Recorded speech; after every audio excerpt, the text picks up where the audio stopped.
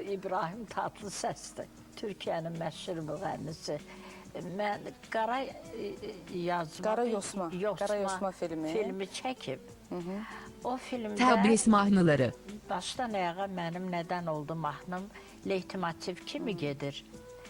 Həm də iki yerdə oxuyub mənim. Gəlmişdi Bakıya. Mən oğlum Tale ilə getdik onun konsertinə. Konsertdən sonra getdik onun düşdüyü mehmanxanaya. İstədik onunla görüşək. Xeyli gözlədik, gəldi, çıxdı. Gəldi, çıxdı, salamlaşdıq. Çox belə xoşluqla bir-birimizlə söhbət elədik. Sonra mən dedim ki, efendim, sizin söylədiyiniz nədən oldu şarkısı benim şarkım. Siz niyə yazmışsınız orada anonim? Məni bir qəribə süzdü başdan ayağa. O eləmi, dedi. Heç sözümü ağzımda qoydu. Mindi liftin yanında danışırdı. Mindi liftə qalxdı özünün otağına. Bax, bu da İbrahim Tatlıses'in mənə sağ ol oldu.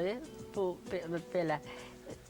Mən məthəl qaldım. Mən istəyirəm tamaşaçılarımızı da xatırladaq. Bizdə yəni keyfiyyəti aşağıda olsa, həmən filmdən bəzi görüntülər var. Bir baxsınlar və yadlarına salsınlar bu hansı filmdir, hansı musiqidir.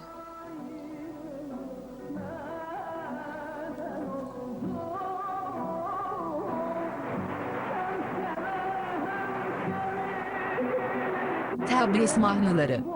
Havadaki kuşlar, yerdeki karıncalar tanığım olsun. Senden başkasına bakarsam ölüm alsın beni, ölüm alsın.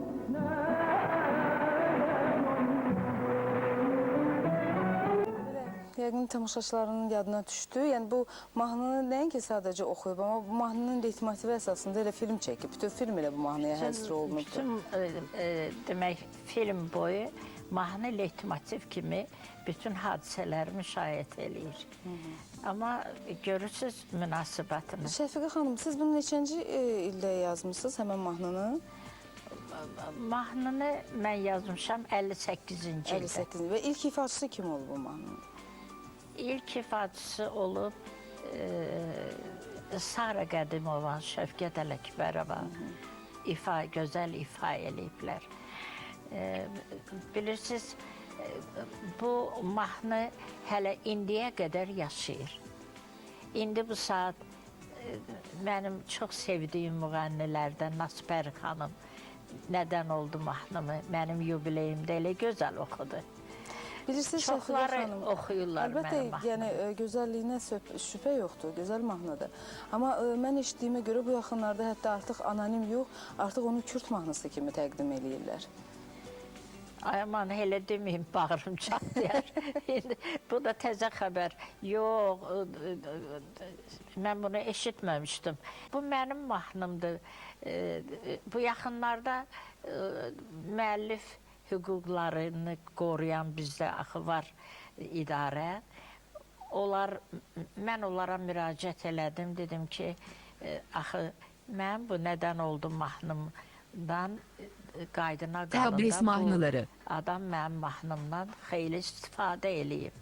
Dedilər, kaseti gəl bizə, biz köçürdək, sonra biz Türkiyə ilə özümüz bilirik, hara yazacağıq, neynəyəcəyik.